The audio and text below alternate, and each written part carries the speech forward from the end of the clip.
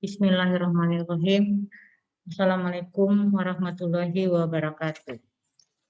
Selamat siang dan salam sejahtera untuk kita semua. Puji syukur, mari sama-sama kita panjatkan kehadirat Allah Subhanahu wa Ta'ala, karena kita masih diberi kesempatan, kesehatan untuk bisa mengikuti acara workshop pada hari ini. Baiklah Bapak-Bapak, Ibu-Ibu peserta workshop yang kami banggakan, penyampaian materi manajemen risiko pada hari ini tetap akan dibawakan oleh Bapak kita yang ganteng, yaitu Pak Carlo. Kepada Pak Carlo, kami persilahkan.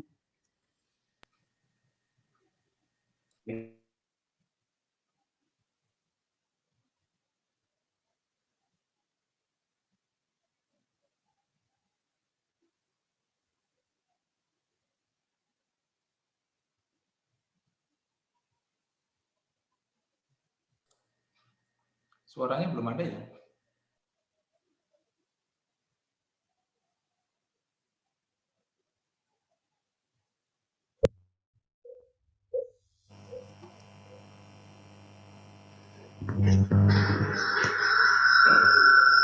Assalamualaikum warahmatullahi wabarakatuh.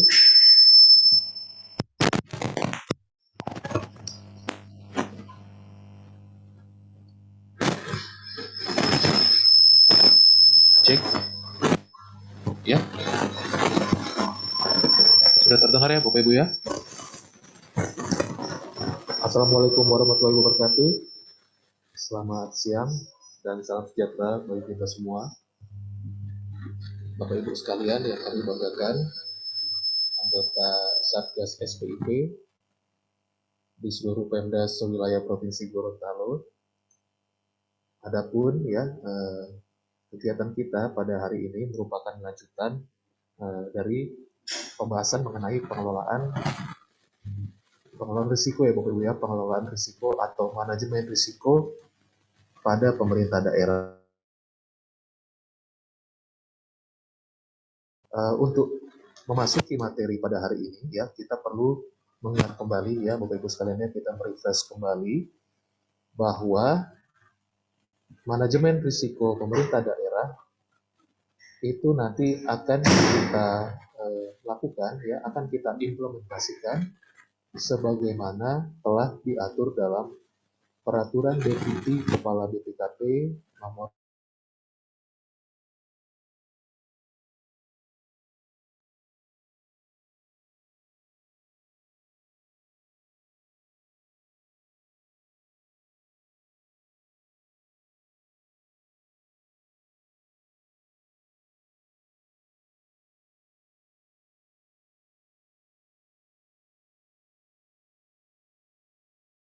ya, baik Bapak Ibu ya. Jadi nanti pengelolaan risiko pada pemerintah daerah akan dilakukan sebagaimana diatur dalam peraturan Deputi nomor 14. Kemudian Bapak Ibu sekalian, dalam peraturan Deputi ini ya ada 3 aspek yang perlu kita ingat ya, yang perlu kita ingat sampai nanti kita mulai menyelenggarakan manajemen risiko pemerintah daerah. Yang pertama adalah mengenai kebijakan ya Bapak Ibu sekalian ya. Kebijakan ini sangat penting karena dalam melakukan pemerintahan ya harus ada hitam di atas putih. Untuk melakukan suatu kebiasaan baru ya Bapak Ibu sekalian ya, kebiasaan baru manajemen risiko ini harus ada kebijakan berupa peraturan kepala daerah. Nah, tentu nantinya ya Bapak Ibu ya akan berpengaruh pada rencana aksi kita. Kita akan melakukan ya Bapak Ibu ya bersama-sama merevisi peraturan bupati maupun peraturan wali kota, peraturan gubernur mengenai penilaian risiko. Kami yakin Bapak Ibu sekalian ya, kita semua di pemerintah daerah sewilayah Provinsi Gorontalo sudah memiliki peraturan kepala daerah mengenai penilaian risiko, tetapi nanti akan kita revisi sebagaimana ya agar sesuai dengan peraturan Deputi nomor 4. Itu aspek yang pertama, kebijakan. Kemudian Bapak Ibu, aspek kedua adalah mengenai sistem atau struktur ya. Sistem atau struktur ini adalah penetapan pihak-pihak yang akan bertanggung jawab ya maupun pihak-pihak yang akan berperan dalam manajemen risiko pemerintah daerah. Tentu akan melibatkan kepala daerah, melibatkan asisten ya sebagai unit kepatuhan, kemudian melibatkan inspektorat selaku pengawas intern di pemerintah daerah, dan tentunya Bapak Ibu sekalian. Baik ya, jadi itu tadi aspek yang kedua. Pada hari kedua ini kita akan membahas aspek ketiga yaitu mengenai proses. Baik Bapak Ibu ya, mohon izin ini saya akan mulai share screen.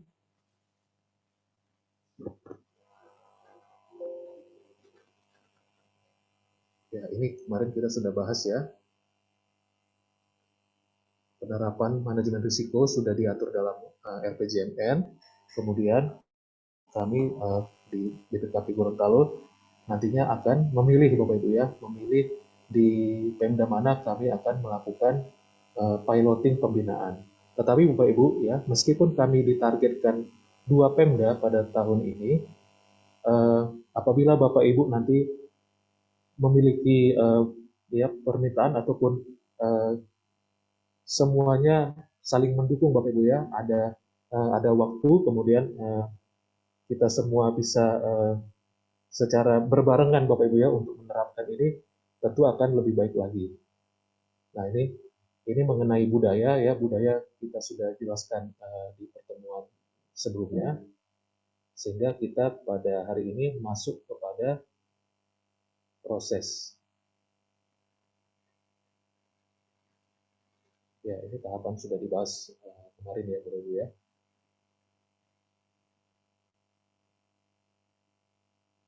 Nah, membangun proses. Membangun proses sebagaimana diatur dalam Peraturan Deputi Nomor 4 adalah aspek yang ketiga. Proses pengelolaan risiko, Bapak Ibu sekalian, sebagaimana bisa kita lihat ya pada tampilan ini, ada dua bagian ya Bapak Ibu ya, di sebelah kiri dan di sebelah kanan. Nah, yang di sebelah kiri ini Bapak Ibu diadopsi dari standar dari Australia dan New Zealand Bapak Ibu ya, ASMZS tahun 2004. Yang bisa kita amati di sini adalah ternyata Bapak Ibu untuk mulai mengelola risiko dalam pemerintahan ya, kita pertama-tama sekali harus mengidentifikasi kelemahan lingkungan pengendalian intern.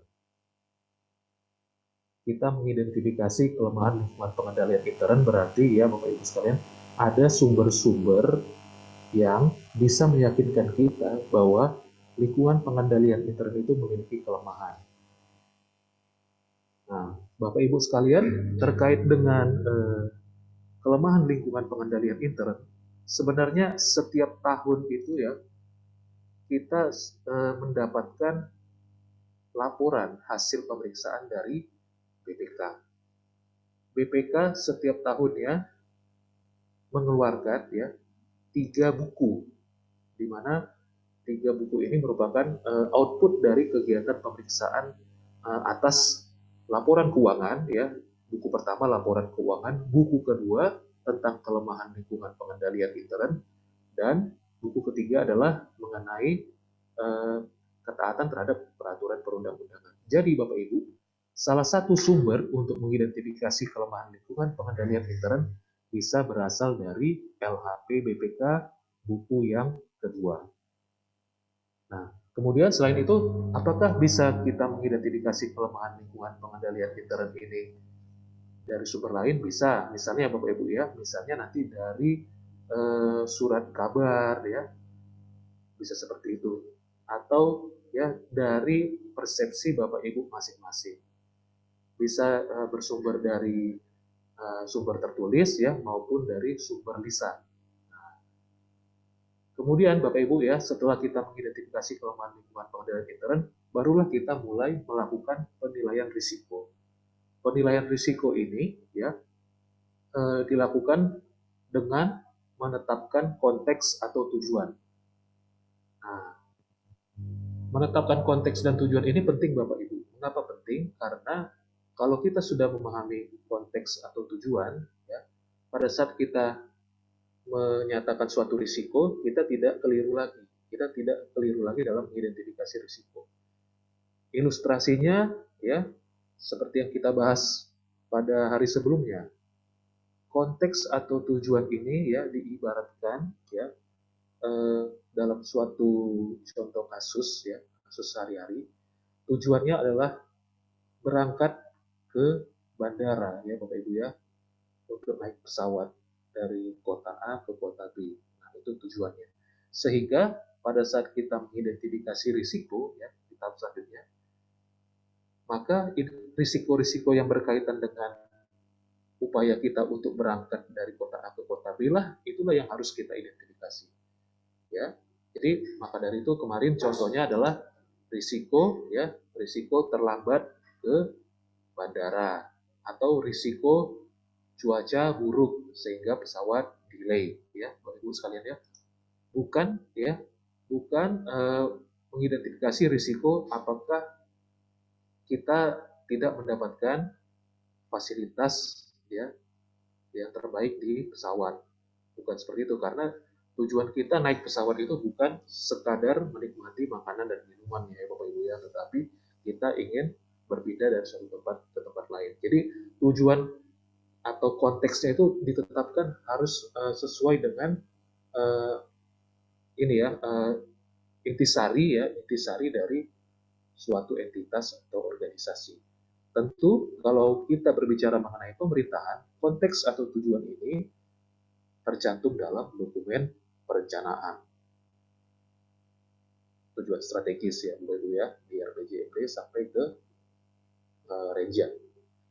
Setelah kita menetapkan konteks, kita identifikasi risikonya ya. Risiko yang diidentifikasi ini Bapak Ibu harus jelas siapa pemiliknya ya. Kemudian apa penyebabnya, kemudian kalau suatu risiko itu terjadi, apa dampaknya. Risiko terlambat ke bandara, ya, itu penyebabnya adalah bisa saja terlambat bangun, ya, atau macet di jalan, ya, Bapak Ibu ya, sehingga pada saat terjadi risiko tadi, maka seseorang, ya, dampaknya adalah ketinggalan pesawat. Setelah teridentifikasi risiko-risiko tadi Bapak Ibu ya, dengan mencantumkan penyebab dan dampak, kita analisis risikonya. Menganalisis risiko ini Bapak Ibu menyangkut skala dampak dan kemungkinan. Nah, bagi seseorang ya Bapak Ibu ya, misalnya ya dalam suatu penerbangan, kalau misalnya ditanyakan di survei Bapak Ibu ya, seorang bisnismen ya Bapak Ibu ya, yang akan melakukan perjalanan ke kota B ya, tentu dampak dia ketinggalan pesawat akan lebih bernilai material daripada ya seseorang yang mengunjungi ya, keluarga begitu ya, mengunjungi keluarga, atau ya sekadar pulang kampung begitu Bapak Ibu ya. Nah, masing-masing orang memiliki persepsi terhadap dampak risiko yang berbeda-beda. Nah, jadi nanti tentu bisa ya kalau misalnya ditanyakan menurut Bapak selaku seorang pelaku usaha, kalau ketinggalan pesawat bagaimana? Oh, dampaknya besar karena saya melewatkan rapat penting. Ya. Kalau ditaksir nilai kerugiannya sekian. Nah, tapi sementara kalau misalnya ya Bapak Ibu ya, untuk sekadar pulang kampung, kalau ketinggalan pesawat atau pesawatnya delay ya, itu kerugiannya tidak sebesar atau sematerial ya Bapak Ibu ya, masing-masing memiliki perhitungannya tersendiri. Kemudian setelah nanti ya diketahui bahwa risiko ini memang memiliki dampak yang besar, maka harus ditetapkan kegiatan pengendaliannya Bapak Ibu ya. Terkait dengan contoh tadi, ketinggalan pesawat ya karena terlambat bangun Bapak Ibu ya, maka kegiatan pengendalian ini tergantung dengan penyebabnya. Kalau penyebabnya tadi karena terlambat bangun, berarti Bapak Ibu ya, untuk selanjutnya harus memasang alarm. Atau kalau misalnya ya berangkatnya dari hotel Bapak Ibu ya, dari hotel mau ke bandara, bisa memanfaatkan fasilitas ya panggilan dari resepsionis. Ada ya Bapak Ibu ya, ada fasilitas seperti itu. Itu kalau dia memang terlambat bangun. Kalau misalnya penyebabnya karena kendaraannya rusak, gitu ya Bapak Ibu ya, maka kegiatan pengendaliannya adalah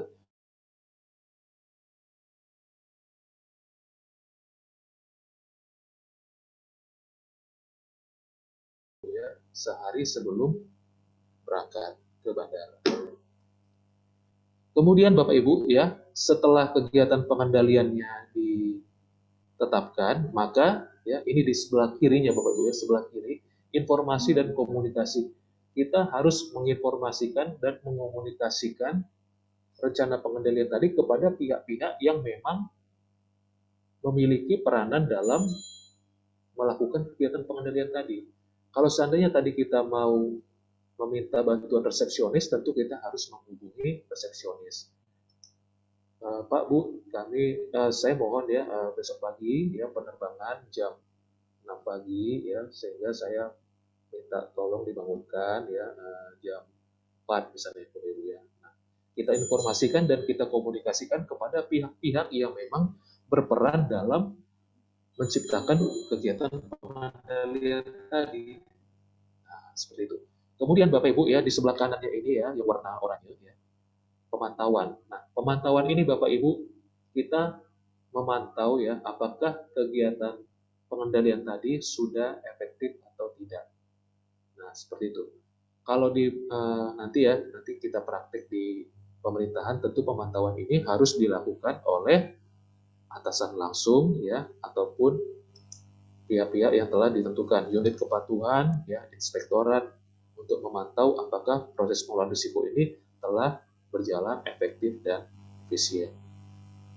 Jadi begitulah Bapak Ibu ya secara mendasar ya pengelolaan risiko itu menurut ASNZS ya. Kemudian kalau di sebelah kanan ini Bapak Ibu ya penerapannya lebih kompleks lagi ya. Jadi yang pertama kita tetap mengidentifikasi kelemahan lingkungan pengendalian ya. Ini yang warna biru Bapak Ibu ya. Yang warna biru di sebelah kanan ini. Kemudian ada 4 kotak. 4 kotak ini Bapak Ibu merupakan ya wujud dari 4 kertas kerja. Jadi dalam mengidentifikasi kelemahan lingkungan pengendalian nanti akan melibatkan 4 kertas kerja. Nah, kemudian masuk ke penilaian risiko. Penilaian risiko di sini ya Bapak Ibu ya, di sebelah kiri kan satu kesatuan ya penilaian risiko itu ya. Tetapi nanti sewaktu kita praktik, risiko itu ada 3 macam Bapak Ibu. Risiko strategis Pemda, risiko strategis OPD, dan risiko operasional OPD. Sehingga Bapak Ibu, pihak-pihak yang melakukan penilaian risiko pun berbeda-beda. Untuk risiko strategis Pemda tentu bukan Bapak Ibu yang berada di level eselon 3 dan eselon 4, tetapi yang melakukannya adalah ya para pimpinan ya, kepala daerah, kemudian pimpinan OPD yang sudah ditunjuk, sekretaris daerah, dan ya unit kepatuhan. Untuk risiko strategis OPD maka Bapak Ibu ya mungkin dilibatkan ya Bapak Ibu ya, dilibatkan dalam FGD-nya nanti. Di risiko operasional OPD, Bapak Ibu di eselon 3 dan eselon 4 tentu harus lebih aktif dalam mengidentifikasi risiko operasionalnya. Nah, jadi inilah kerangka proses pengelolaan risiko Bapak Ibu.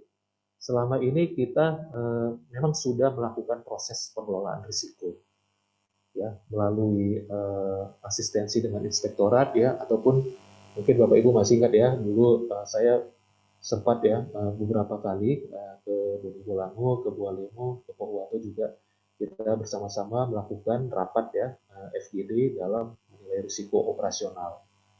Nah, nantinya Bapak Ibu tahun ini mudah-mudahan kita bisa selenggarakan ya pengelolaan risiko, penilaian risiko di lingkup strategis Pemda maupun OPD.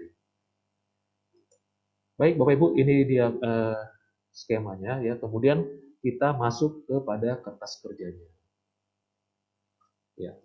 Nah, kertas kerja ini Bapak Ibu ya, tadi kan kita sewaktu melihat gambar di sebelumnya Bapak Ibu ya, yang warna biru ini, yang warna biru ya Bapak Ibu ya.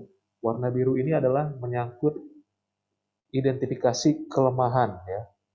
Identifikasi kelemahan lingkungan pengendalian, dan dalam identifikasi kelemahan lingkungan pengendalian ini ada berapa kertas kerja? Ada 4 ya Bapak Ibu sekalian ya, ada 4 kertas kerja. Nah, di kertas kerja yang pertama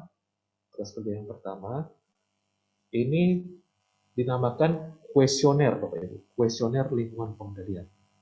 Kuesioner itu merupakan daftar pertanyaan ya Bapak Ibu ya. Daftar pertanyaan ini akan kita sebarkan nantinya kepada pihak-pihak yang merupakan ya perwakilan dari OPD yang sudah dipilih oleh kepala daerah. yang mencerminkan produk unggulan dari pemerintah daerah tersebut ya, ataupun terkait dengan program strategis nasional. Nah, pertanyaan-pertanyaan di dalam kuesioner ini Bapak Ibu ya, itu dia dirancang sesuai dengan jumlah subunsur lingkungan pengendalian. Jumlah subunsur lingkungan pengendalian ada 8 Bapak Ibu ya. Kalau dihitung yang bagian warna kuning-kuning ini Bapak Ibu ya, nantinya akan berjumlah 8. Nah, lalu pertanyaannya bagaimana? Pertanyaannya apa-apa saja ya. Nah, ini saya buka dari PowerPoint ya Bapak Ibu ya, dari PowerPoint-nya. Dari PowerPoint ini tadi sudah di-record ya Pak Ibu ya. Oke, sudah di-record ya. Nah, jadi ini untuk yang subunsur 1, penegakan integritas dan nilai etika ya. Pertanyaannya tentu berkaitan dengan penegakan integritas dan nilai etika. Jadi pertanyaan-pertanyaannya ini Bapak Ibu ya, menanyakan seberapa baikkah nilai, apakah ada kelemahan lingkungan pengendalian. Lingkungan pengendalian ini Bapak Ibu berkaitan dengan kepemimpinan. Pertanyaan nomor pertama, pegawai mendapatkan pesan integritas dan nilai etika secara rutin dari pimpinan instansi. Nah, pesan integritas ini misalnya keteladanan, pesan moral, dan lain-lain. Lalu nanti ya Bapak Ibu responden akan menjawab dalam bentuk angka. Angkanya 1 sampai 4. 1 itu ya artinya tidak setuju Bapak Ibu. Ya, ini ada keterangannya. 1 tidak setuju atau belum ada atau belum dibangun ya. 2 kurang, 3 setuju, 4 sangat setuju. Nah, nanti jawaban-jawabannya Bapak Ibu akan dicari modusnya ya, modusnya. Modus itu artinya nilai yang sering muncul ya Bapak Ibu ya. Nilai sering muncul. Nah, kalau dari urut deretan ya, deretan ini 2, 4, 3, 3, 3, 2. Modusnya 3. Nah, tadi ya simpulannya 3. Kemudian Bapak Ibu di sini ya ada simpulan ya, simpulan. Simpulan ini kalau dia nilainya ya, nah, kalau nilainya ya minimal 3 maka dianggap memadai. Kalau nilainya kurang dari 3 maka dianggap kurang memadai. Nah, seperti itu Bapak Ibu. Lanjut pertanyaan nomor 2. Ya. Pemda telah memiliki aturan perilaku. Misalnya kode etik, fakta integritas, dan aturan perilaku. Nah, tentu ini sudah semua Bapak Ibu ya. Maka jawabannya di sini cenderung ya 3, 3, 3, 3, 3 memadai. Nah, Bapak Ibu ya, pertanyaannya memang berkaitan dengan subunsur SPIP ya. Tetapi dalam pengisian kuesioner ini yang perlu kami sampaikan adalah apabila terjadi, nah ini Bapak Ibu ya, kita mulai di kemungkinan yang kondusif. Apabila terjadi dalam pengisian, ternyata di pertanyaan nomor 1, ya Bapak Ibu ya, pertanyaan nomor 1 ini dia tercederai Bapak Ibu ya, tercederai oleh salah satu jawaban yang kurang memadai, sehingga dalam simpulan satu subunsur itu, satu kesatuan subunsur itu, maka simpulannya kurang memadai ya. Jadi bisa dibilang Bapak Ibu karena nilai setitik rusak susu sebelahnya ya, begitu Bapak Ibu ya. Kalau seandainya ada satu pertanyaan yang tidak sempurna ya, dalam artian dia dijawab kurang memadai, maka nanti simpulannya dianggap ya Bapak Ibu ya kurang memadai. Pertanyaan-pertanyaan ini Bapak Ibu sudah dirancang ya sedemikian rupa untuk menjawab apakah lingkungan pengendalian sudah cukup efektif atau belum. Ya. Nah, masing-masing responden tentu memiliki pandangan masing-masing ya. Gaya pimpinan dapat mendorong pegawai untuk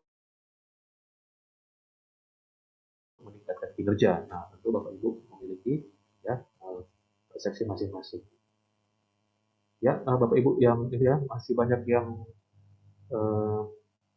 mau masuk ini ya, bisa di admit ya Bapak host. Kemudian kita lanjut ya Ibu sekalian ya.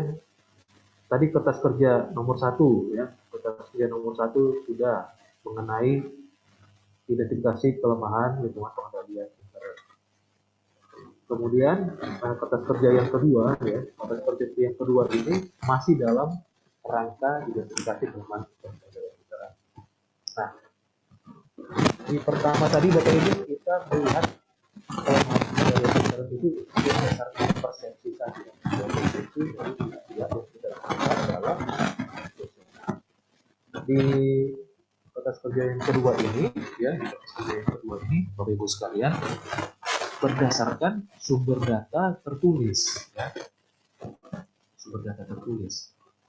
Contoh, ya, Bapak Ibu ya, di nomor 1, ternyata dalam media massa, ya, terdapat uraian kelemahan banyak terjadi pencopotan atau mutasi pejabat daerah karena tersangkut kasus hukum. Kemudian ada berita di media massa pegawai belum ditempatkan sesuai dengan kompetensi dan pengalaman. Ini kita uraikan, ya. Kemudian Bapak Ibu kita klasifikasikan. Jadi mengklasifikasikan suatu kelemahan ini Bapak Ibu tidak boleh sembarangan. Harus dikaitkan, ya, harus dikaitkan dengan unsur pengendalian. Unsur lingkungan pengendalian. Unsur lingkungan pengendalian kan ada 8 Bapak Ibu ya. Kalau terjadinya pencopotan atau mutasi pejabat daerah karena tersangkut kasus hukum, ya, itu kasus hukum berarti berkaitan dengan pelanggaran Bapak Ibu ya, pelanggaran yang dilakukan oleh PNS begitu ya. Sehingga dalam hal ini dia melanggar klasifikasi unsur pengendalian penegakan integritas dan nilai etika. Pegawai belum ditempatkan sesuai dengan kompetensi dan pengalaman. Ini tidak sesuai dengan klasifikasi atau lemah pada klasifikasi komitmen terhadap kompetensi. Nah, nantinya Bapak Ibu ya dalam praktiknya tentu Bapak Ibu akan lebih familiar ya.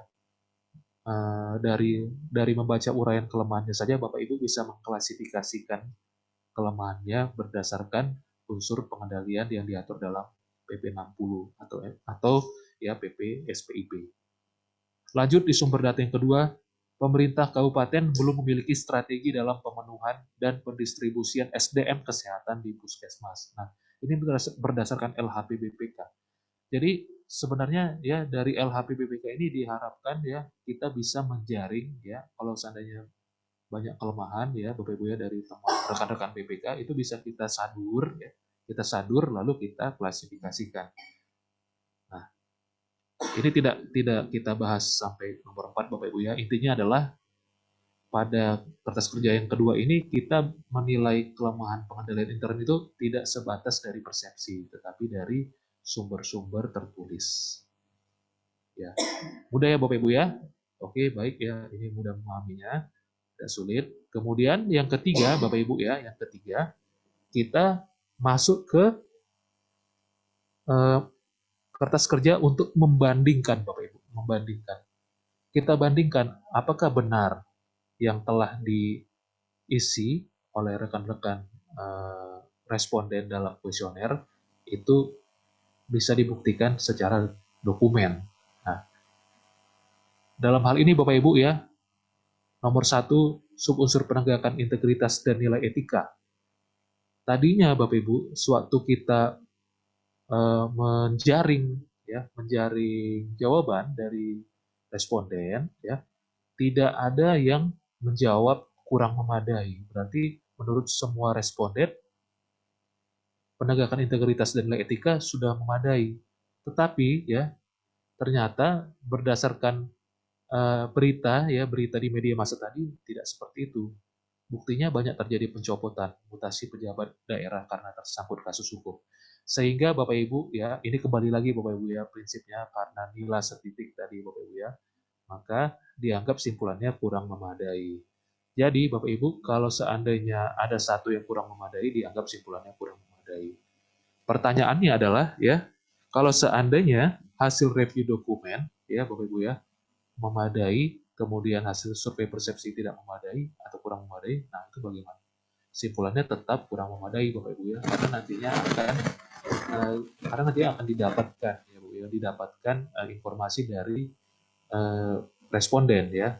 Setelah kita lihat, wah ini kurang memadai. Apa penyebabnya? Kenapa responden menjawab kurang memadai? Nah, pada saat itu nanti ya karena ini survei persepsi kelemahan lingkungan pengendalian intern masih berada pada kerangka evaluasi SPB, ya ini akan dilakukan oleh Bapak Ibu dari Inspektorat.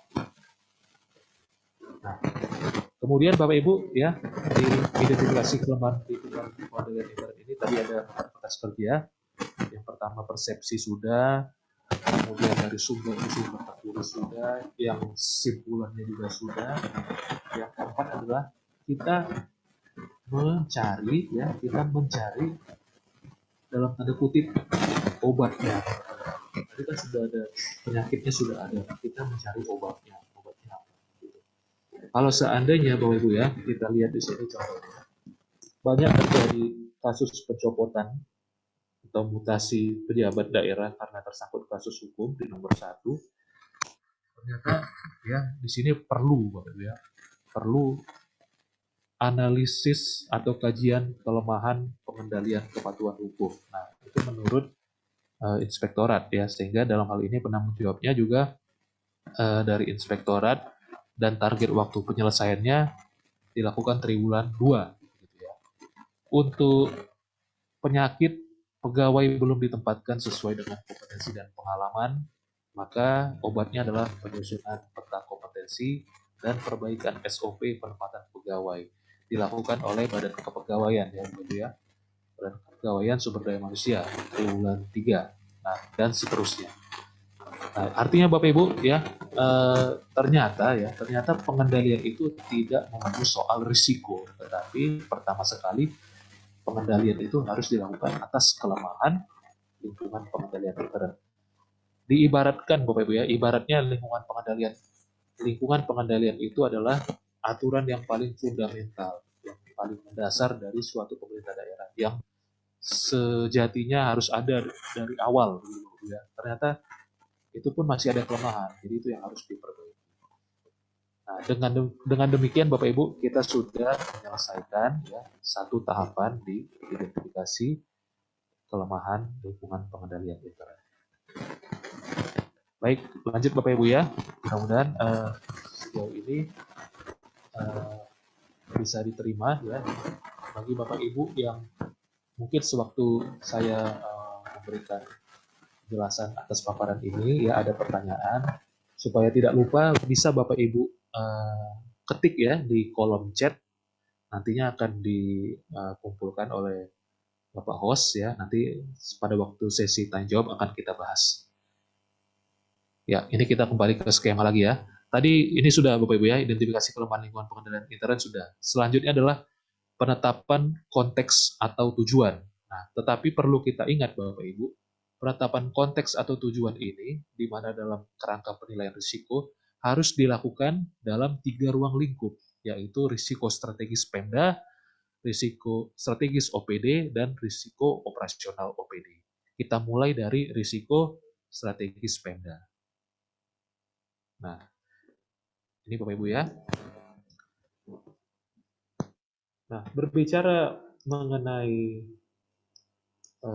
penetapan konteks atau tujuan, ada kata tujuan Bapak Ibu ya, tujuan strategis. Karena kita sekarang masuk ke lingkup strategis Pemda, berarti yang harus kita dapatkan ya adalah dokumen perencanaan RPJMD. Nah, dalam RPJMD nanti akan kita sadur Bapak Ibu ya, kita sadur visi, misi, kemudian akan kita pilih tujuan strategis ya. Kita pilih tujuan strategis yang memang berkaitan ya, yang sudah dipilih langsung Bapak Ibu, yang sudah dipilih langsung oleh kepala daerah. Dipilih langsung oleh kepala daerah, tujuan strategisnya tentu harus ditetapkan secara formal. Maka dari itu Bapak Ibu, kebijakan tadi sangat penting. Selain kebijakan penyelenggaraan manajemen risiko, ada juga namanya kebijakan arahan pengelolaan risiko 5 tahunan. 5 tahunan dan 1 tahunan. Di 5 tahunan inilah nanti kepala daerah akan memilih. Saya memilih tujuan strategis yang berkaitan dengan pariwisata misalnya. Karena ini menjadi produk unggulan daerah, atau mengenai kesehatan ya, karena masa pandemi, begitu ya Bapak Ibu ya. Masa pandemi, kemudian berkaitan dengan upaya pemulihan yang melalui vaksinasi, bisa seperti itu Bapak Ibu. Nanti diatur dalam peraturan kepala daerah. Lanjut ya, tujuan strategis tentu ya beranak pinak Bapak Ibu ya, tujuan strategis, sasaran, kemudian sasaran ini ditunjukkan melalui adanya indikator kinerja utama, ada ya nama dinas terkait, kemudian dari sana kita rangkum ya Bapak Ibu ya, dari rangkuman di atas tujuan, sasaran, IKU, program. Nah, begitu. Contohnya di sini berkaitan dengan urusan kesehatan Bapak Ibu. Yang dicetak tebal ya, yang dicetak tebal itu yang dipilih berarti tujuan yang dipilih adalah tujuan 3.2 meningkatnya derajat kesehatan masyarakat, sasarannya adalah meningkatnya kualitas kesehatan, IKU-nya berupa usia harapan hidup. Lalu programnya adalah peningkatan keselamatan ibu melahirkan. Nah, ini salah satu yang dipilih oleh kepala daerahnya Bapak Ibu untuk dikelola risikonya. Nah, inilah yang dinamakan dengan kertas kerja penetapan konteks risiko strategis Pemda. Tentu dalam prakteknya nanti akan lebih banyak lagi Bapak Ibu ya tujuan strategis yang terpilih. Lanjut ya. Ini nanti bisa dibaca lagi Bapak Ibu ya. Slide-nya sudah kami berikan di link. Kemudian ya, dengan cara yang sama Bapak Ibu, kita lakukan penetapan konteks risiko strategis OPD. Strategis Pemda tadi sumbernya dari RPJMD Bapak Ibu ya. Nah, untuk strategis OPD ini, oh ya ini mohon maaf Bapak Ibu ya, di sini sudah benar ya, periode yang dinilai periode RPJMD-nya, tetapi sumber datanya adalah sumber datanya di sini Renja ya Bapak Ibu ya. Renja Dinas Kesehatan tahun 2019. Oh, kita melompat tadi ya, kita melompat ke operasional. Nah, di risiko strategis OPD sumbernya adalah Renstra ya Bapak Ibu ya. Karena strategis OPD itu kan strategis 5 tahunan. Strategis 5 tahunan ya, berarti dia sumbernya dari Renstra. Kemudian ya, dengan cara yang sama tujuan strategis di Renstra itu apa? Nah, karena tadi kita sudah menetapkan di risiko strategis Pemdanya itu mengenai derajat kesehatan masyarakat, maka dari itu kita harus menjamin adanya cascading ya derajat kesehatan masyarakat pada Renstra Dinas Kesehatan. Pertanyaannya, kalau seandainya cascading-nya masih kurang baik, nah apa bisa ya dikelola risikonya dengan optimal? Tentu Bapak Ibu ya akan memiliki tantangan tersendiri nantinya. Pertimbangan-pertimbangan apakah ini sudah sesuai atau belum ya, mungkin Bapak Ibu nanti bisa lihat dari indikatornya begitu. Pak, ternyata sewaktu kita lihat cascading-nya dari RPJMD ke Renstra tidak ketemu, tetapi dari indikatornya ya masih bisa lah Pak, masih nyambung gitu. Nah, ini bagaimana? Nah, kalau dari kami Bapak Ibu ya, kalau menemukan permasalahan seperti ini itu tidak apa-apa ya, tapi nanti tetap dicatat Bapak Ibu ya, sehingga nanti pada saat kita memberikan saran ya, kita bisa sekaligus memberikan saran atau rekomendasi untuk meningkatkan sakitnya. Nah, seperti itu. Baik Bapak Ibu ya, ini jadi meningkatkan derajat kesehatan masyarakat ini sasarannya juga sudah sama, keselamatan ibu, bayi dan anak reproduksi ya, ini juga tidak serta-merta sama ya, bahasanya sama tidak seperti itu, tapi ya secara substansi dia memang sudah sama begitu Bapak Ibu ya. Ditetapkan tujuan strategisnya meningkatkan derajat kesehatan masyarakat, sasarannya meningkatnya keselamatan ibu, bayi, anak dan reproduksi. IKU-nya juga sudah ada ya, angka kematian ibu melahirkan per 100.000 kelahiran hidup, angka kematian bayi per 1.000 kelahiran hidup. Lalu lanjut Bapak Ibu ya dengan cara yang sama juga ya. Ini kita identifikasi ya, atau kita tetapkan konteksnya untuk risiko operasional OPD. Berarti yang harus kita dapatkan itu adalah renja, ya, renja dinas kesehatan. Kita cari cascading-nya, meningkatkan derajat kesehatan masyarakat, muncul di program mana, ya, di program apa, indikator keluarannya apa, hasil kegiatannya apa, lalu ditandatangani. Penetapan konteks risiko operasional OPD Bapak Ibu ditandatangani oleh kepala dinas yang bersangkutan. Sama halnya dengan penetapan risiko strategis OPD, maka harus ditandatangani oleh pimpinan OPD yang bersangkutan. Kalau penetapan risiko strategis Pemda, Bapak Ibu ya, ditandatangani oleh kepala daerah. Ya, sampai di sini sepertinya ini Bapak Ibu ya masih bisa diterima, tapi mungkin nanti kalau Bapak Ibu praktik ya, mulai praktik tantangannya itu di cascading Bapak Ibu ya. Bapak Ibu Kasubag Perencanaan tentu sudah paham ya bagaimana tingkat kesulitan ya dari mencari ya kesesuaian ya dari dokumen perencanaan 5 tahunan Pemda ke tahunan OPD. Lanjut Bapak Ibu ya. Nah, tadi kita sudah tetapkan konteksnya. Kita sudah tetapkan tujuannya. Ibaratnya tujuannya tadi Bapak Ibu ya, kalau berdasarkan cerita yang pesawat-pesawat tadi, tujuannya ke bandara, kan begitu Bapak Ibu ya, tujuannya ke bandara. Nah, sama halnya dengan ilustrasi kita ini, yang di kertas kerja ini Bapak Ibu ya, tujuan strategisnya meningkatkan derajat kesehatan masyarakat. Nah, ternyata Bapak Ibu ada risiko ya, untuk meningkatkan derajat kesehatan masyarakat ini tantangannya adalah ternyata penerapan perilaku hidup bersih sehat atau PHBS rendah. Nah, bagaimana mau meningkatkan derajat kesehatan masyarakat? Ternyata angka PHBS kita rendah. Nah, ini risikonya.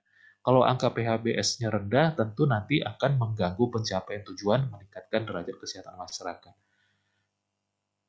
Apakah penerapan PHBS yang rendah merupakan suatu kejadian atau peristiwa atau suatu kondisi? Ya, benar itu suatu kondisi. Apakah penerapan PHBS itu selalu rendah ya? Tentu tidak ya. Kemungkinannya kan bermacam-macam Bapak Ibu ya. Di suatu daerah mungkin ya ternyata lebih tinggi. Intinya untuk menjawab kemungkinan ini masing-masing pihak punya persepsi masing-masing. Nah, jadi dia sudah mematuhi 2 kriteria, kejadian, kemungkinan. Lalu, apakah penerapan PHBS yang rendah berkaitan ya atau mengganggu ya upaya peningkatan derajat kesehatan masyarakat? Ya, mengganggu ya Bapak Ibu ya. Nah, jadi dia sudah memenuhi 3 aspek identifikasi risiko. Ini sudah dinyatakan sebagai risiko. Kemudian kita identifikasi pemiliknya siapa, kepala daerah. Nah, untuk kode risiko ini Bapak Ibu ya, ini kodenya RSP. RSP kepanjangannya adalah risiko strategis Pemda ya. Risiko strategis Pemda ini ada angka 1, angka 9, 01, 02, 01. Itu nanti sudah ada formatnya Bapak Ibu ya, sudah ada formatnya di draft ini ya, draft kebijakan. Tidak perlu kita bahas lebih lanjut ya. Intinya pengkodean saja Bapak Ibu ya, kodifikasi saja. Pemilik kepala daerah, penyebabnya apa yang menyebabkan PHBS rendah? Ternyata karena sanitasinya belum tersedia. Ya. Lalu kita telaah Bapak Ibu, kalau sanitasi tidak tersedia, ya, itu penyebab hakikinya apa? Ternyata karena ya ada permasalahan anggaran. Anggaran itu kan internalnya pemerintahan Bapak Ibu ya, sehingga nanti di sini sumbernya dinyatakan sumber internal. Lalu kolom selanjutnya Bapak Ibu ya, ada kolom C atau UC. Nah, ini singkatan Bapak Ibu ya, singkatan dari controllable ya atau uncontrollable. Bisa dikendalikan atau tidak dikendalikan. Kalau bisa dikendalikan berarti controllable ditulis C Bapak Ibu ya. Nah, kemudian dampaknya, kalau seandainya PHBS rendah, apa yang terjadi? Ada second event Bapak Ibu ya. ada kejadian-kejadian yang terjadi ya, kejadian-kejadian yang mengikuti Bapak Ibu ya, yang mengikuti risiko tadi. PHBS rendah, angka kejadian penyakit tidak menular jadi tinggi. Angka kejadian penyakit menular juga pun tinggi. Angka stunting tinggi. Pihak yang terkena adalah kepala daerah, masyarakat, dan OPD terkait. Nah, itu satu risiko sudah teridentifikasi ya Bapak Ibu ya. Nah, yang perlu kita ingat di sini pemiliknya ya, pemiliknya dalam risiko strategis Pemda ini tentu pemiliknya kepala daerah Bapak Ibu ya. Dan nanti obatnya pun Bapak Ibu diharapkan dari kepala daerah sebagai inisiator. Nah, kemudian penyebab kedua, sarana prasarana belum memadai ya. Puskesmas Ponet tidak tersedia, jumlah tenaga kesehatan belum memadai, tenaga lab, dokter, tenaga kesehatan. Nah, ini juga masih dalam lingkup internal. Lalu dampaknya juga ya secara substansi sama Bapak Ibu ya.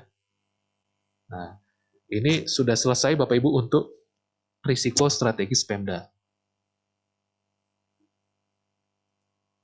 Dengan cara yang sama Bapak Ibu ya, dengan cara yang sama kita aplikasikan pada risiko strategis OPD ya.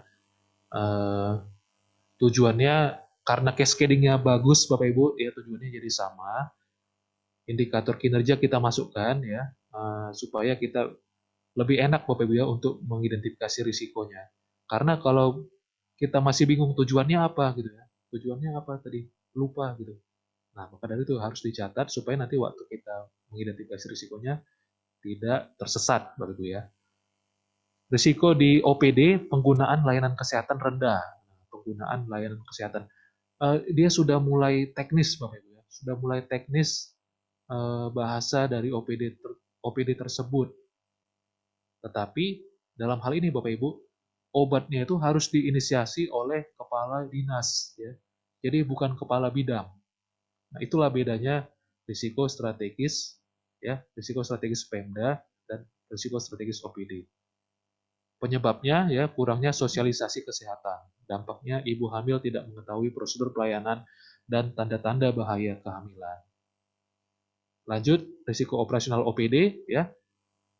Risiko operasional OPD berarti berkaitan dengan ya kegiatan, ya kegiatan. Nah, lebih teknis lagi, kegiatan yang bertujuan meningkatkan derajat kesehatan masyarakat.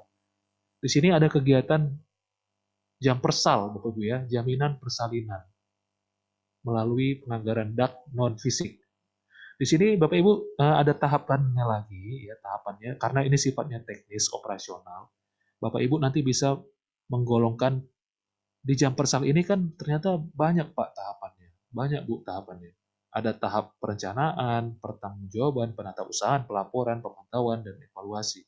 Nah, ini masing-masing kalau misalnya Bapak Ibu dari Kabak ya, dari Kabid ya Bapak Ibu ya, kepala bidang bisa mengidentifikasi semakin detail semakin baik Bapak Ibu.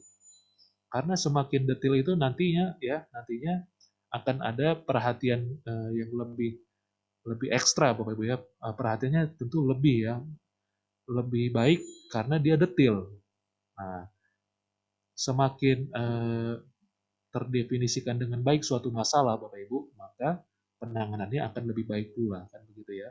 Dokter akan lebih mudah memberikan pengobatan ya berdasarkan diagnosis yang tepat ya dari keterangan pasien ya. Seperti itu. Nah, selanjutnya kita tentukan pemilik risikonya. Pemilik risiko di operasional Bapak Ibu boleh kepala dinas kesehatan, boleh kepala bidangnya ya. Kalau seandainya kepala bidangnya masih belum pede ya, wah Pak ini tidak bisa, pengendaliannya berasal dari berasal dari inisiatif saya, tapi harus ada dukungan dari kepala dinas boleh Bapak Ibu. Nanti pemiliknya kepala dinas atau kepala bidang. Setelah diidentifikasi risikonya ya. Oh ya, ini Bapak Ibu ya, ini tadi yang mengenai kodifikasi.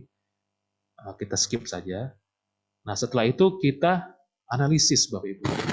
Menganalisis risiko ini dalam kertas kerja ini ya Bapak Ibu ya, yang bisa kita perhatikan adalah risiko-risiko tadi ya, mulai dari risiko strategis Pemda, strategis OPD, operasional OPD, itu kita ranking Bapak Ibu, kita peringkat, kita kasih peringkat ya. Nah, menurut kertas kerja ini, penerapan perilaku hidup sehat atau PHBS rendah ya, itu dampaknya skalanya 3 Bapak Ibu. Tingkat keparahan ya, skala dampak 3.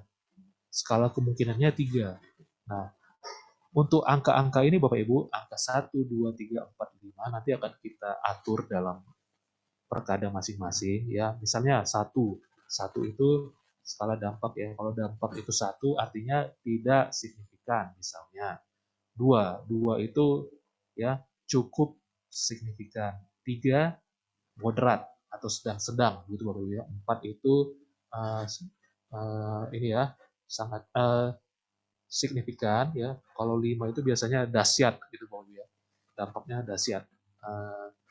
Bisa nanti kita perjelas lagi. Kalau 1 itu dampaknya tidak menjadi pemberitaan gitu kan. Kemudian kalau dia 2 ada pemberitaan tetapi di daerah saja. Kalau 3 ada pemberitaan tapi di koran nasional dan lain sebagainya Bapak Ibu ya. Seperti itu. Bisa diatur dalam perkadanya. Skala kemungkinan 1, 2, 3, 4, 5 juga. Kalau skalanya 1 berarti dia jarang. Kan begitu Bapak Ibu ya. Nomor 2, kalau skalanya 2 sering gitu ya. 3, nah bisa lebih sering lagi. Kalau 5 Bapak Ibu dia bisa dikatakan hampir pasti gitu ya. Itu nanti bisa diatur dalam perkada masing-masing. Bagaimana penentuan skalanya ya. Ibaratnya Bapak Ibu ya, kalau kita makan ayam geprek Bapak Ibu ya, tingkat kepedasannya, nah gitu Bapak Ibu ya. Skala dampaknya juga seperti itu, 1, 2, 3, 4, 5. Tapi masing-masing nanti memiliki persepsi ya Bapak Ibu ya. Persepsi siapa nanti yang ditanya? Persepsi dari pihak-pihak yang hadir dalam FGD. Bisa dipahami ya Bapak Ibu ya. Oke, nah setelah itu nanti angka-angkanya tadi Bapak Ibu, ya angkanya itu dikalikan saja Bapak Ibu ya. 3 kali 3, 9, 4 kali 4, 16. Lalu diurutkan dari yang terbesar sampai yang terkecil. Sehingga dalam risiko strategis Pemda, pelayanan kesehatan belum memenuhi SPM bidang kesehatan itu lebih besar karena nilainya 16 hasil perkalian.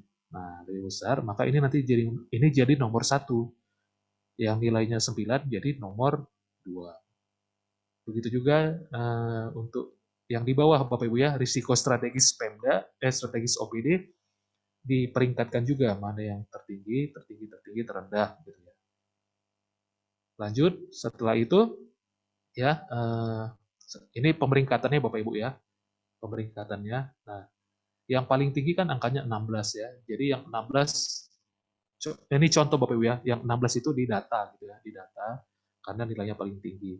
Kemudian dari yang nilainya tinggi-tinggi ini Bapak Ibu dicarilah obatnya kan begitu ya. Karena berdasarkan selera risiko Bapak Ibu ya. Selera risiko itu adalah suatu pilihan Bapak Ibu ya. Selera risiko adalah suatu pilihan dari sang pemilik risiko. Karena selera risiko setiap orang berbeda-beda Bapak Ibu ya. Mungkin ada di antara kita yang kalau mau beli misalnya beli beras gitu Bapak Ibu ya, beli beras ke warung gitu kan, ke warung. Warungnya cuma dekat Pak, tidak usah pakai helm gitu kan. Tapi ada juga yang jauh dekat pakai helm. Nah, jadi seperti itu Bapak Ibu ya, selera risikonya berbeda. Kalau dalam hal ini misalnya kepala daerahnya ya Bapak Ibu ya atau pemilik risikonya menyatakan saya selera risikonya itu yang nilainya 8 gitu ya. Jadi yang nilainya di bawah 8 itu tidak dicari obatnya, tidak dicari pengendaliannya. Kalau selera risikonya 16 ke atas gitu ya, berarti yang 16 ke bawah tidak dicari pengendaliannya. Ya, seperti itu Bapak Ibu. Karena ini selera risikonya ya kita anggap saja Bapak Ibu ya, ini selera risikonya sepertinya sih 12 ke atas. Jadi dari yang 16 ya kemudian sampai 12 itu diperhatikan. Nah, contohnya ini Bapak Ibu ya, dari risiko yang bernilai 16 tadi, risiko pelayanan kesehatan belum memenuhi SPM bidang kesehatan. Ini dia nilainya tadi 16 ya. Sebelum kita mencari obat atas risiko ini Bapak Ibu, kita perlu tahu dulu ya, kita perlu tahu dulu apakah memang sudah ada obatnya ya. Ternyata ada Bapak Ibu uraian pengendalian yang sudah ada ya. SPM bidang kesehatan itu sudah ada kok SOP pertolongan persalinan gitu kan. Nah, tetapi ya SOP pertolongan persalinan ini ada kelemahannya, ada celah pengendaliannya. Prosedur pengendalian tidak dapat dilaksanakan. Nah, sudah ada SOP tapi ternyata tidak dapat dilaksanakan. Mengapa tidak dapat dilaksanakan? Tentu ya Bapak Ibu ini penyebabnya bisa bermacam-macam. Tetapi kalau kita lihat di sini karena rencana tindak pengendaliannya berkaitan dengan rekrutmen tenaga honorer kesehatan ya bisa saja ada permasalahan dalam aspek SDM-nya kan begitu Bapak Ibu ya. Sudah ada SOP tapi ternyata masih lemah gitu ya sehingga memerlukan rekrutmen tenaga honorer kesehatan. Pemilik atau penanggung jawab adalah kepala daerah. Karena rekrutmen tenaga honorer itu Bapak Ibu ya harus ada ini ya pelimpahan kewenangan dari kepala daerah kepada pimpinan OPD ya yang akan melakukan rekrutmen tenaga honorer kesehatan. Nanti itu biasanya diatur dalam peraturan bupati pendelegasian wewenang Bapak Ibu ya. Nah, maka dari itu pemiliknya tetap kepala daerah. Lanjut, risiko strategis dinas kesehatan ya, pengendalian yang sudah ada untuk menjawab risiko sarana penduduk antenatal care kurang memadai, ada SOP kalibrasi alat, ya, tapi ternyata SOP ini juga masih belum dilaksanakan secara optimal, ya, perlu evaluasi atas implementasi SOP kalibrasi alat. Nah, ini dilakukan oleh kepala dinas, Bapak Ibu ya. Target waktunya juga harus ditetapkan. Sehingga nanti pada saat melakukan monitoring, ya, unit kepatuhan dan inspektorat akan lebih mudah ya untuk melihat apakah OPD ya rekan-rekan di OPD sebagai unit pemilik risiko atau UPR sudah patuh terhadap penerapan pengelolaan risiko. Ini RTP-nya ya, kemudian setelah RTP, nah setelah RTP ada tahapan infokom Bapak Ibu ya, informasi dan komunikasi. Karena tentu ya Bapak Ibu ya, kalau kita sudah menetapkan suatu pengendalian, tetapi pengendalian itu tidak terinformasikan oleh pihak-pihak yang berkepentingan, ya tentu nantinya akan mengalami hambatan ya dalam penerapannya. Di sini Bapak Ibu ya, salah satu tindak pengendaliannya adalah akan melakukan rekrutmen tenaga honorer kesehatan, kan itu ya Bapak Ibu ya RTP-nya. Untuk melakukan rekrutmen ini, ya apa saja yang harus diinformasikan? Ternyata yang harus diinformasikan adalah kita ke slide berikutnya. Nah, ada rapat Bapak Ibu ya, rapat untuk rekrutmen tenaga honorer kesehatan harus melakukan rapat dulu ya terkait dengan identifikasi dan analisis kebutuhan SDM yang dikoordinasikan oleh sekretaris daerah atau Bapeda ya selaku penyedia informasi. Penerima informasi adalah Dinas Kesehatan dan Badan Kepegawaian Bapak Ibu ya karena ini berkaitan dengan pengadaan. Lalu kapan mau dilakukan rapat? Triwulan 1. Realisasinya kapan? Februari. Nah, ini masih tepat waktu. Ada keterangan ya, nanti di sini keterangan diisi oleh unit kepatuhan atau inspektorat ya, telah ditindaklanjuti dan ditindaklanjuti dokumentasi berupa notulen. Nah, ini fungsinya adalah untuk melihat apakah sudah terinformasikan kepada pihak-pihak yang bersangkutan, begitu Bapak Ibu. Terkait dengan upaya kita untuk mengevaluasi alat ya, implementasi SOP alat kalibrasi. Nah, itu kita mau menyampaikan dari Dinas Kesehatan mau melakukan evaluasi atas implementasi SOP, maka harus ada surat edaran. Surat edaran ini disediakan oleh Dinas Kesehatan dan dikirimkan kepada staf Dinas Kesehatan terkait. Nah, jadi ada hubungan antara penyedia informasi dan penerima informasi. Sehingga Bapak Ibu ya nanti benar-benar menjadi perhatian bersama bahwa ini diperlukan ini untuk menjawab pemenuhan tujuan strategis tadi yang sudah dipilih oleh kepala daerah. Lanjut, setelah informasinya dikomunikasikan, ya, ada pemantauan ya mengenai pelaksanaannya, Bapak Ibu.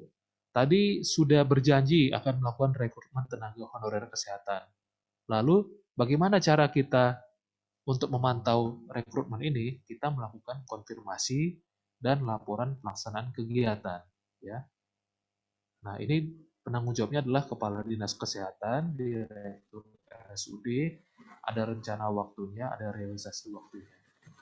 Jadi Bapak Ibu nantinya unit kepatuhan dan inspektorat itu akan mengkonfirmasi ya, konfirmasi benar nggak ini rekrutmen tenaga honorer kesehatan ada, benar ada gitu kan. Kemudian nanti dimintakan laporan pelaksanaan kegiatannya. Lalu apakah benar dilakukan evaluasi atas implementasi SOP? Dilakukanlah konfirmasi, dimintalah laporan pelaksanaan kegiatan. Kepada siapa? Kepada penanggung jawab pemantauan, yaitu Kepala Dinas Kesehatan dan Direktur RSUD. Ya, ini nanti akan dimintakan dokumennya semuanya ya oleh unit kepatuhan dan inspektorat. Ya, Bapak Ibu ya. Jadi di sini penanggung jawab pemantauan adalah pihak-pihak yang nantinya dia berperan sebagai pemilik risiko, juga harus bertanggung jawab Bapak Ibu ya, selaku pengelola, selaku penanggung jawab pemantauannya. Begitu ya Bapak Ibu ya. Itu sudah masuk dalam kerangka analisis risiko ya. Selanjutnya masuk ke kertas kerja terakhir Bapak Ibu ya. Ini kertas kerja terakhir. Kita mencatat kejadian risiko. Jadi kan Bapak Ibu logikanya kan tadi risiko itu kan kemungkinan ya Bapak Ibu ya, kemungkinan.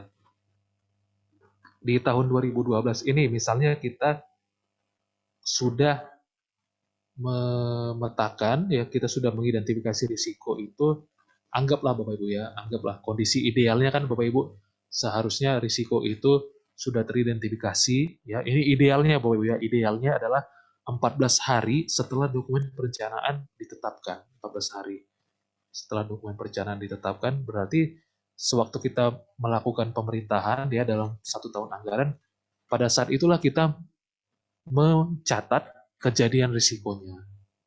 Terkait dengan risiko pelayanan kesehatan belum memenuhi SPM bidang kesehatan, nanti dari Dinas Kesehatan harus memantau berapa kali ya kejadian pelayanan kesehatan tidak sesuai SPM.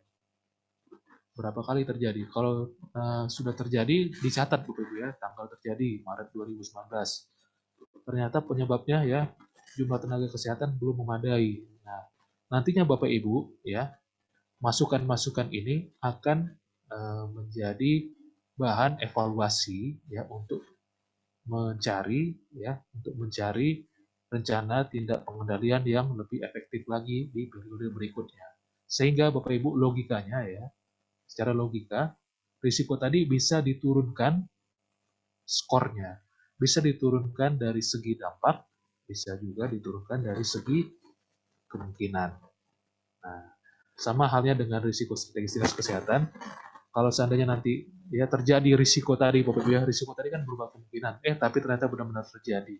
Sewaktu terjadi itu digali, Bapak Ibu ya, digali penyebabnya apa. Nanti akan ada ya pemantauan atas RTP-nya, kemudian kita bisa menilai efektivitasnya. Kalau ini Bapak Ibu ya, tanggal terjadi Maret, kemudian jumlah tenaga kesehatan ternyata yang ini ya yang menjadi penyebabnya. Tapi sebenarnya sudah dilakukan rekrutmen gitu kan, sehingga di sini keterangannya telah dilaksanakan, RTP-nya sudah dilaksanakan kok, tetapi ternyata efektivitas RTP-nya belum dapat diukur gitu. Kenapa seperti itu? Karena sudah ada rekrutmen tenaga honorer kesehatan, tapi ternyata belum bisa ya belum bisa menjawab ya pengendalian atas risiko tadi, sehingga di sini pengukurannya masih belum jelas Bapak Ibu ya, masih bias. Apa jangan-jangan rekrutmen tenaga honorer kesehatannya belum merata kan, seperti itu Bapak Ibu ya, nanti akan menjadi bahan evaluasi berikutnya. tentunya kalau kita sudah memiliki data ya, data-data seperti ini dalam rapat-rapat strategis ya, itu akan lebih mudah dalam menyusun perencanaan berikutnya, pengambilan keputusan berikutnya bagaimana, kebijakan-kebijakan selanjutnya akan lebih baik. Harapannya seperti itu Bapak Ibu ya.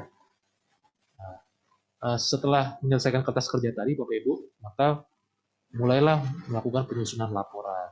Untuk laporan ini tidak terlalu banyak penjelasannya Bapak Ibu ya. Intinya pelaporan ini nantinya akan dilakukan oleh unit kepatuhan ya. Unit kepatuhan ini asisten Bapak Ibu ya, asisten sekretaris daerah. Jadi isi laporannya Bapak Ibu secara mendasar ya. Isinya adalah apakah OPD-OPD yang dibawahi oleh asisten sekda ini sudah melakukan atau sudah patuh terhadap kebijakan pengelolaan risiko atau belum. Nah, seperti itu Bapak Ibu. Nah, ini outline-nya Bapak Ibu ya, outline laporannya. Nah, outline laporannya ini tidak kita bahas secara detail Bapak Ibu ya. Intinya ini menggambarkan apakah telah terjadi kepatuhan Bapak Ibu ya, kepatuhan. Namanya juga unit kepatuhan Bapak Ibu ya, untuk memantau kepatuhan terhadap suatu kebijakan yang diambil. Laporannya dibuat secara triwulan dan tahunan. Disampaikan kepada kepala daerah, tembusan kepada sekretariat daerah. Baik, Bapak Ibu, sebelum kita nanti membahas rencana aksi ya, di sini kita sudah dapatkan beberapa pertanyaan, Pak Host. Oh ya, yang pertama dari Bapak Dapohuwato ya, dengan mohon maaf kalau keliru dikoreksi ya Bapak Ibu ya. Pak Sihab dari Bapak Dapohuwato. Ya. Pertanyaannya adalah pada penetapan ya, ada penetapan di ini Bapak Ibu ya, di identifikasi kelemahan tadi ya, identifikasi kelemahan lingkungan pengendalian memadai dan kurang memadai pada kuesioner. Nah ya, memadai atau tidak memadai ini Bapak Ibu ya, kalau nilainya tadi 3 ke atas ya, itu dianggap memadai. Berarti kalau dia menjawab 3 memadai, menjawab 4 memadai. Kurang memadai itu adalah nilainya 1 dan 2. Lalu bisa ditampilkan lagi? Ya, itu cara menentukannya Bapak Ibu ya. Jika 85% dari hasilnya sudah memadai, tetapi ternyata ada jawaban yang kurang memadai, maka Bapak Ibu itu disimpulkan kurang memadai gitu. Jadi ya prinsipnya seperti pepatah tadi Bapak Ibu. Ya, karena ada satu saja yang kurang memadai, maka satu sub unsur itu dianggap kurang memadai. Nah, nantinya pun kalau berdasarkan kuesioner ya, kan nanti ditampilkan lagi Bapak Ibu, disandingkan lagi dia dengan dokumen ya. Berdasarkan persepsi ya mungkin respondennya bisa menjawab memadai, tetapi ternyata dari telaah dokumen ya disimpulkan kurang memadai, sehingga simpulan akhirnya kurang memadai. Seperti itu Bapak Ibu ya, itu pertanyaan untuk Bapak Sihab dari Bapak Dapohuwato. Mungkin ada pertanyaan lagi Bapak Ibu yang berkaitan dengan kertas kerja yang sudah kita bahas tadi. Ya. Jadi intinya Bapak Ibu ya, kita identifikasi kelemahan dulu ya, kelemahan lingkungan intern, lalu kita melakukan FGD ya. FGD itu ada 3 Bapak Ibu ya, FGD strategis Pemda, kemudian strategis OPD dan operasional OPD. Barulah setelah itu kita mencari ya obat atas risikonya ya Bu ya. Lalu setelah itu kita nilai ya apakah obatnya efektif atau tidak. Kalau dia kurang efektif maka akan dicarikan lagi solusinya untuk periode berikutnya bagaimana, sehingga nanti akan ada perbaikan secara terus-menerus Bapak Ibu. Nah, mengapa perlu FGD? Karena ya pengelolaan risiko ini nantinya ini Bapak Ibu ya diintegrasikan dengan perencanaan daerah. Contohnya ilustrasinya seperti kasus Dinas Pariwisata kemarin Bapak Ibu ya. Tujuannya ingin meningkatkan PAD dari sektor wisata. Nah, ternyata tidak boleh ya dari Dinas Pariwisata saja yang bekerja, harus ada dukungan dari OPD lain. Dari Dinas PU menjamin adanya akses, kemudian dari Perindakob apakah ada suntikan dana bagi pelaku usaha souvenir ya, atau konsumsi di daerah wisata. Kemudian dari Bapeda yang menyangkut RT RW dan lain sebagainya. Sehingga FGD tadi Bapak Ibu harus ya dihadiri oleh pejabat struktural, ya, kepala daerah dan pimpinan OPD yang memang membawakan program kegiatan produk unggulan dari daerah tersebut.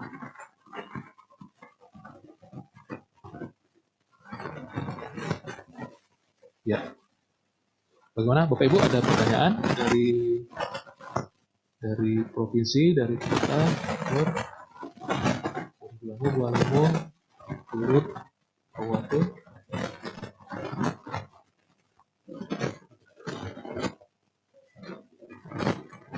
Oh, ada yang sudah untuk mengisi data hadir Bapak Ibu ya. Linknya bisa kirim ulang ya Bapak Ibu ya. Hari ini tanggal 5 Februari 2021 ya Bapak Ibu ya. Ya, baik Bapak Ibu, misalnya tidak ada pertanyaan, ya, maka ini kita lanjutkan pada pembahasan rencana aksi Bapak Ibu ya.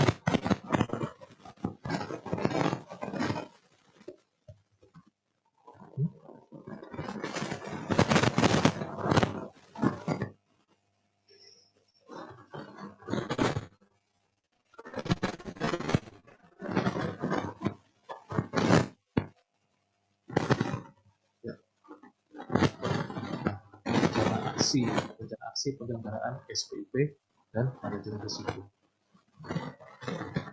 Bapak Ibu ya, sebenarnya posisi dalam artian ini ya, ketersediaan infrastruktur, ya, kemudian kesempatan, waktu yang tersedia, ya, itu semua kita di posisi yang sama Bapak Ibu ya. Kalaupun ditanya ya, apakah ada Pemda yang lebih unggul ya, terkait dengan penyelenggaraan SPIP dan MR di wilayah Provinsi Gorontalo, itu sebenarnya posisinya 11-12 Bapak Ibu ya, tidak ada yang lebih dominan, ya, posisinya jauh di atas tidak seperti itu. Jadi masih membuat kemungkinan ya untuk Pemda meningkatkan kualitas penyelenggaraan SPIP dan MR. Jadi Bapak Ibu, dalam hal ini yang pertama sekali kita lakukan adalah kita nantinya akan merevisi Perkada Pengelolaan Risiko. Perkada Pengelolaan Risiko ini Bapak Ibu ya, ada 4 hal yang akan kita revisi. Yang pertama mengenai penyelenggaraan secara umum ya. Penyelenggaraan secara umum seperti ya Bapak Ibu, yang misalnya setelah dokumen perencanaan daerah sudah jadi, maka harus ada penetapan risikonya. Nah, itu harus diatur dalam perkada. Lalu pilihan kepala daerah bersangkutan, pilihan bupati Gulamo tentu nanti berbeda dengan pilihan dari Gubernur. Nah, itu nanti akan kita tetapkan dalam dokumen arahan kebijakan pengelolaan risiko 5 tahunan dan 1 tahunan. Lalu ya Bapak Ibu, nanti akan kita tetapkan perkada mengenai struktur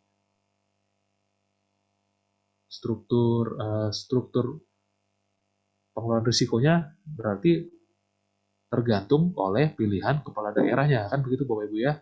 Nah, revisi perkada ini tentu perlu waktu Bapak Ibu ya, perlu waktu. Jadi di sini kami anggarkan Bapak Ibu, mudah-mudahan kita semuanya bisa merevisi Perkada Pengelolaan Risiko paling lambat 30 April 2021 Bapak Ibu. Paling lambat ya.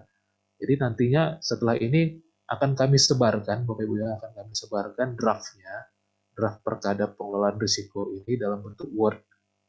Kami serahkan nanti kepada rekan-rekan di inspektorat Bapak Ibu ya, rekan-rekan di inspektorat. Mudah-mudahan nanti rekan-rekan di inspektorat bisa follow up, meminta dukungan dari rekan-rekan bagian hukum atau biro hukum ya, supaya nanti bisa ditindaklanjuti. Karena Bapak Ibu ya, ternyata pengelolaan risiko ini ya, manajemen risiko ini nantinya perlu dalam penilaian reformasi birokrasi Bapak Ibu. Salah satu pemenuhan ya dalam reformasi birokrasi itu adalah menyangkut penyelenggaraan SPIP dan manajemen risiko. Nah, ya tentunya kalau bisa kita meraih level 3 ya secara bersama-sama kan akan lebih baik lagi Bapak Ibu ya, tidak ada yang tertinggal.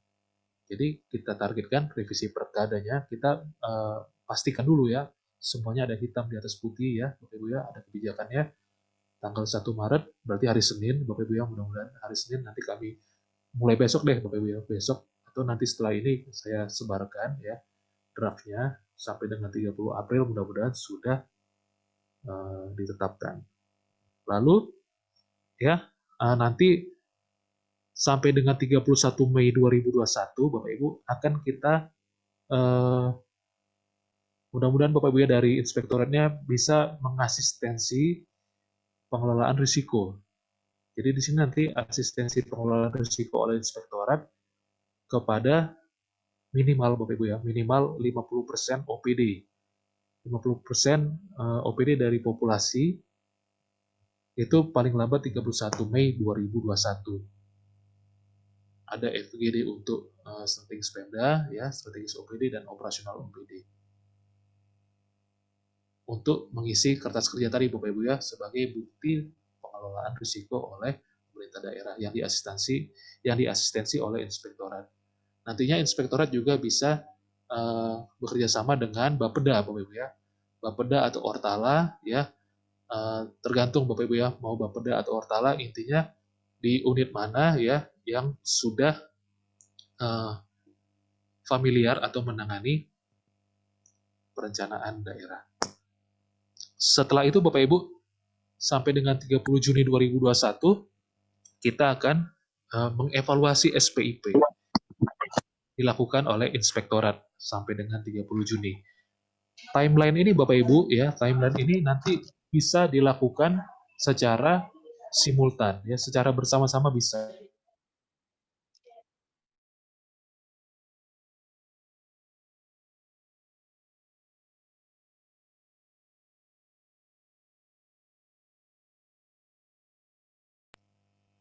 Ya, Bapak Ibu ya. Jadi pada saat kita merevisi perkada, pada saat itu juga kita bisa mulai menyusun RTP. Bisa juga kita lakukan telaah ya, telaah kelemahan SPIP kita. Jadi semuanya bisa dilakukan bersama-sama, tetapi secara timeline kami buat seperti ini Bapak Ibu ya. Oke, ada pertanyaan lagi? Pak Edu? Ada ya? Oke, ini ada pertanyaan dari ya masih dari Bapak Dapowato ya Bapak Ibu ya. Terima kasih Bapak Dapowato ya pertanyaannya. Ini kami nilai aktif ya Bapak Ibu ya. Pertanyaannya adalah apakah jika setelah beberapa kali dilakukan analisis risiko terhadap satu kegiatan, dapat dianggap bahwa analisis risiko kita tidak berhasil, atau untuk kegiatan itu kita hentikan analisis risikonya. Nah, ya ini pertanyaannya cukup kritis ya Bapak Ibu ya. Baik, untuk menganalisis risiko Bapak Ibu ya, ini saya tampilkan kertas kerjanya. Kita kembali lagi Bapak Ibu ya di kertas kerja tadi, kertas kerja analisis. Nah ini ya Bapak Ibu ya, bisa ditampilkan lagi tadi.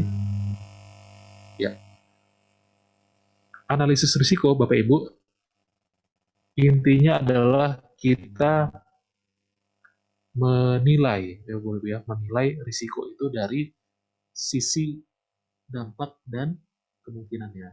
Ini saya zoom Bapak Ibu ya. Nah, ini ada skala dampak, ada skala kemungkinan. Skala dampak ini Bapak Ibu ukurannya sampai 5 ya, 1, 2, 3, 4, 5. Nah, pada tahun ini ya, anggaplah seorang responden, ya, Bapak Ibu ya, seorang responden menyatakan bahwa risiko risiko PHBS ya, dampaknya 3. Dampak 3 berarti kan sedang-sedang Bapak Ibu ya. Dampaknya 3 sedang-sedang. Kemudian setelah itu dicarilah ya pengendaliannya apa. Logikanya Bapak Ibu ya, pengendalian ini tentu akan menurunkan skor risikonya kan begitu Bapak Ibu ya. Bisa dari segi dampak, bisa juga dari segi kemungkinan. Nah, ternyata Bapak Ibu setelah dilakukan pemantauan ya, memang benar ya. Kan ada 2 kemungkinan Bapak Ibu ya, memang benar pengendaliannya ternyata manjur gitu Bapak Ibu ya. Pengendaliannya manjur. Artinya dia bisa menurunkan skala risiko, entah itu dari dampak, entah itu dari kemungkinan. Nah, kalau dia menurun Bapak Ibu, skor risikonya dari yang tahun ini 9, kemudian ternyata tahun depan sudah ya setelah dilakukan FGD lagi Bapak Ibu ya, jadi 2 kali 2. Sementara 2 kali 2 itu kan 4 Bapak Ibu ya, 2 kali 2 4. Selera risiko kepala daerah itu ya 8 misalnya. 8. Berarti ini sudah di bawah selera risiko. Itu tentu risikonya tidak akan diperhatikan lagi. Nah, jadi begitu Bapak Ibu.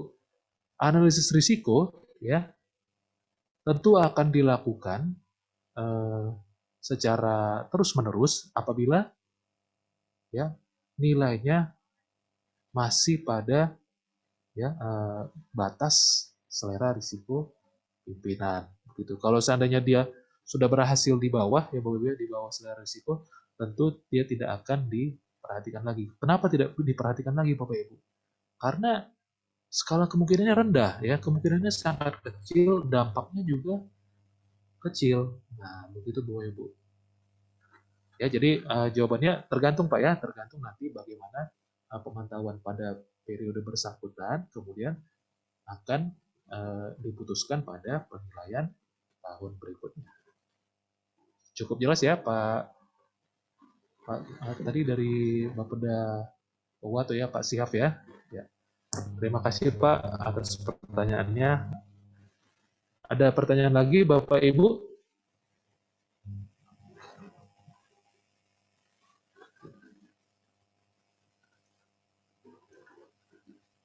Oh ya, mohon maaf ya. Mohon maaf Ibu Sihab ya. Ya, terima kasih Bu. Rencana kapan Bu? Katanya Pohuwato ini Bu ya mau melakukan FGD Bu ya.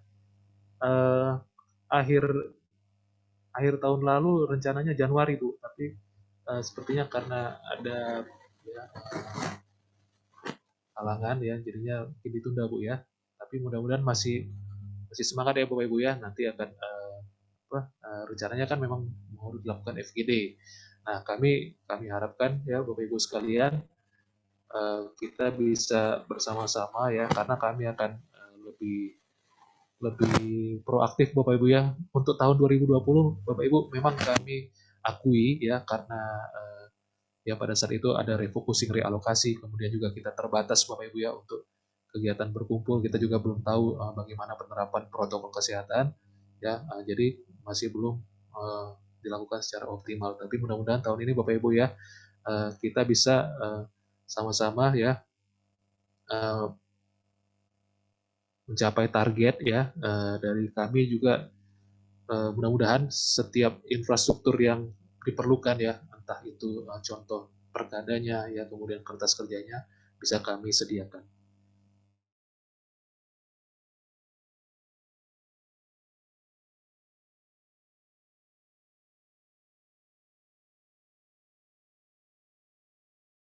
Ya Bapak Ibu ya. Ya,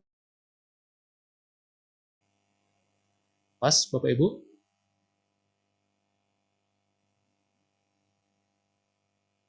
Ya, sama-sama ya Bu, siap ya. Terima kasih juga Bu.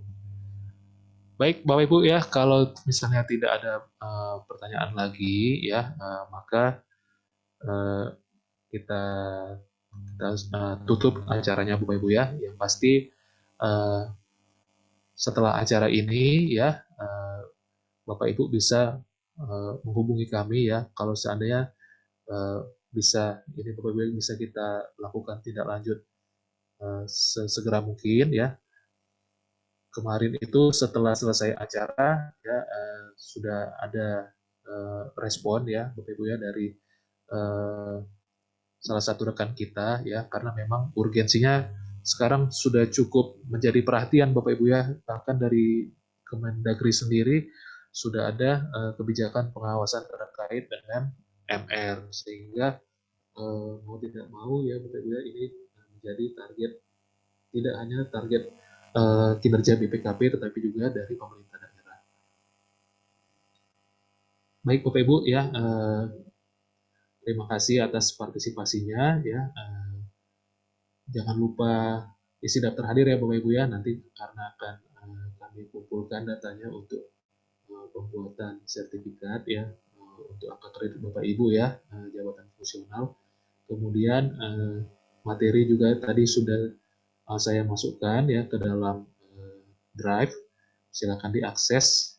Di dalam materi ini Bapak Ibu ada juga peraturan Deputi nomor 4 tahun 2019, di mana itulah nanti peraturan yang benar-benar kita kupas habis Bapak Ibu ya, yang akan kita terapkan secara full di pemerintah daerah masing-masing. Baik Bapak Ibu, terima kasih atas perhatiannya. Kami mohon maaf apabila terdapat kekurangan ya, kelemahan kami di dalam penyampaian materi ini. Semoga kita semua ya diberikan kesehatan, tetap semangat semuanya Bapak Ibu ya, dijauhkan dari segala penyakit sehingga kita bisa ya berkinerja dengan baik ya meskipun di masa seperti ini. Baik Bapak Ibu, atas perhatiannya kami ucapkan terima kasih. Wassalamualaikum warahmatullahi wabarakatuh. Selamat siang dan salam sejahtera bagi kita semua.